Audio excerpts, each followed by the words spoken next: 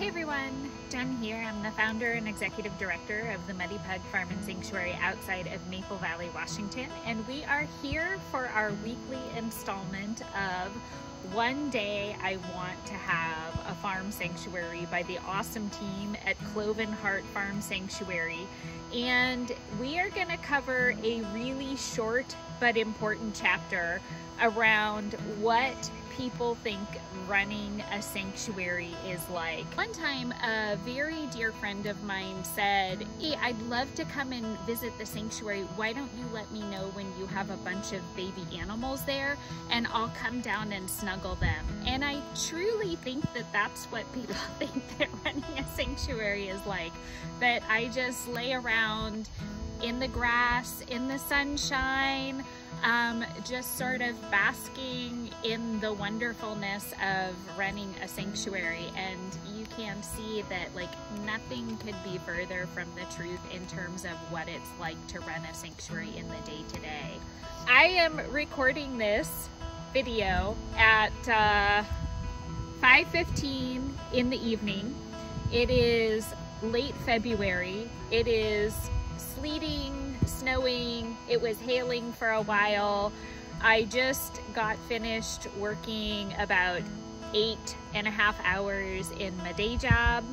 I am sandwiching, running through the sanctuary to get everybody fed and watered and the areas sort of tidied up so that I can run and cook dinner for my family and try to squeeze in just a teeny tiny bit of time for myself to rest and recharge. And this is like what sanctuary life is like. And so if you are getting into rescue work or sanctuary work because you love animals, there is no one in sanctuary work that does not meet that criteria. So we are all here, all about the animals and the work that is done for the animals.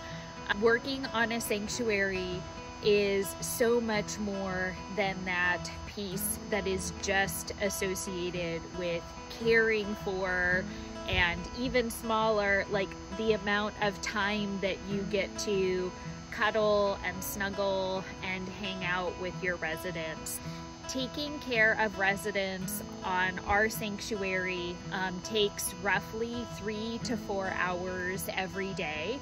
I am super fortunate to have wonderful paid help that work on the sanctuary, in addition to having awesome volunteers who come and help us.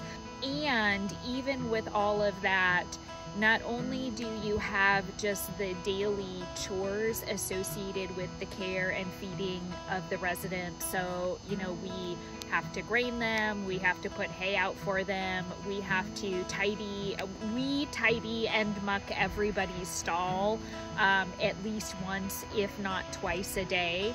And then we also, depending on the time of the week it is or what week of the month it is, we have specific larger chores that are done on a specific cadence just to maintain the farm, the infrastructure, and the sanctuary. And so there is a ton of work just associated with the normal having livestock and animals, different types of animals on the farm. And then on top of that, you also have to think about, this weather is just killing me right now. You also have to think about what happens when a resident gets sick. So this morning, for example, we had a resident who was diagnosed with Yanni's disease. Yanni's disease is a wasting disease, and animals go downhill extremely quickly in a terrible and awful way. And like that needs to be taken care of. We need to make the difficult and compassionate choice to help residents through their care. And if there is not a compassionate way for them to get better and have a good quality of life, then we have to address that immediately, which is something that we did very early this morning with our vets, and then I got to start my work day and do my normal day job. And so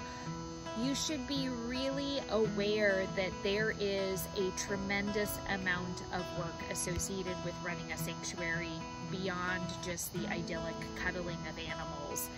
And that does not even include the business side of running a sanctuary. And when you run a sanctuary, there are other types of business concerns. Just like any other business or organization that runs, you have to think about your taxes, you have to think about accounting, you have to think about paying your vendors, you have to think about insurance.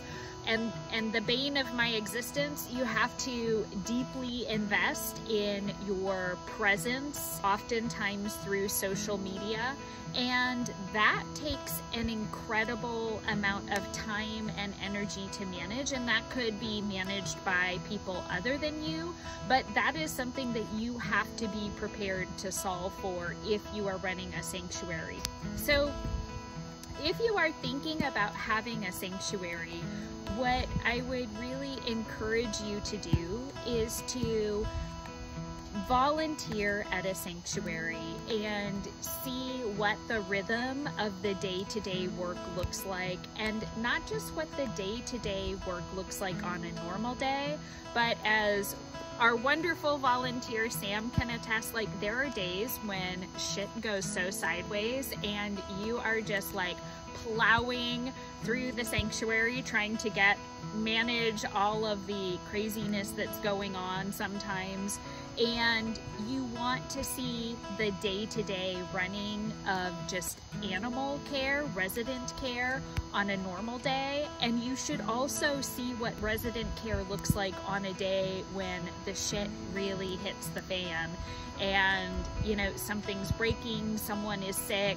somebody gets out, somebody's not getting along with somebody else, so that you could get a sense of like the in the moment problem solving that has to happen, in addition to like everything else that just has to happen on the sanctuary.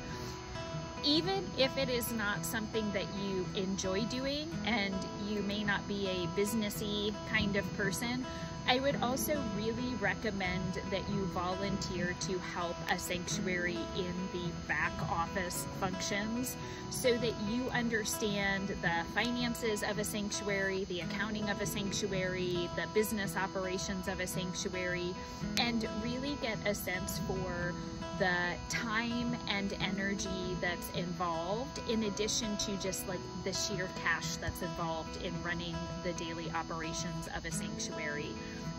It can be an experience that is extraordinarily taxing for you, and I feel like I've said this in multiple videos that we've made, but the emotional, the social, the psychological, the spiritual, the physical, the financial toll of running a sanctuary, I don't think I could overstate it enough, that it is tremendously difficult, and you would want to go into that really eyes wide open.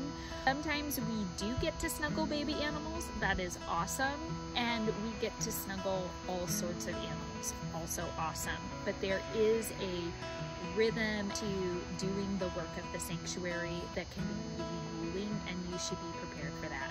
So I want to give a huge shout out to the people who have worked on the sanctuary, who continue to work on the sanctuary, who volunteer to help with the sanctuary. You help to make this life-saving work possible, and we could not do this without you. Thank you so much to every single person that donates to our work on the sanctuary. We could not fund and provide the level of care that we do, the quality of feed that we do, without your support. With so much love from the Muddy Pug. I know where you are, and I'm coming to carry you home.